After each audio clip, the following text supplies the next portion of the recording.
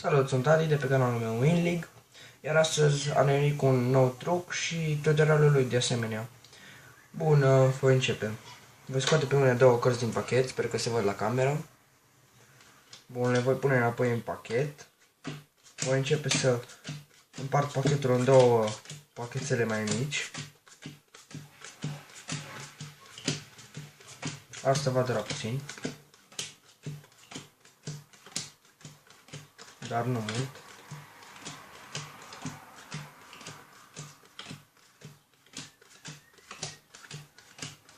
Aproape că am terminat.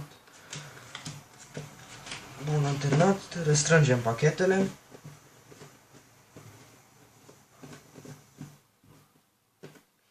Iar acum cartea neagră de la început se va afla în pachetul cu cărți roșii, iar cartea roșie de la început se va afla în pachetul cu cărți negre. Bun, hai să vedem. Cartea roșie, pachetul cu cărți negre, după cum bine se vede.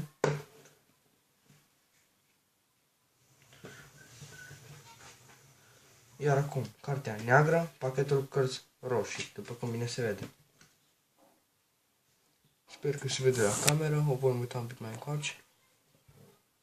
Bun, sper că s-a văzut, acesta a fost trucul, sper că v-a plăcut, acum să-i facem și tutorialul. Bun, tutorialul este și mai simplu decât trucul. Bun, la început veți avea nevoie să aranjați cărțile așa în ordinea asta. Negru, roșu și tot așa. Negru, roșu, negru, roșu, negru, roșu, negru, roșu, negru, roșu. Și tot așa până ajungeți la ultima carte, negru, roșu. După ce ați aranjat pachetul, voi pune pe pauză ca să aranjez pachetul. Bun, am revenit, am aranjat pachetul. Sper că nu a durat prea mult. Negru, roșu, negru, roșu, negru, roșu. Până la sfârșit. Bun, iar acum veți scoate primele două cărți. Le veți arăta la cameră și în funcție de cartea care este a treia, adică negru, veți pune așa, cartea neagră, după aceea cartea roșie. Acest lucru nu ar trebui să se vadă când îl faceți. Bun, după aceea veți lua carte roșie, carte neagră, cartea neagră și tot așa. După aceea este foarte simplu, împărțiți pachetele.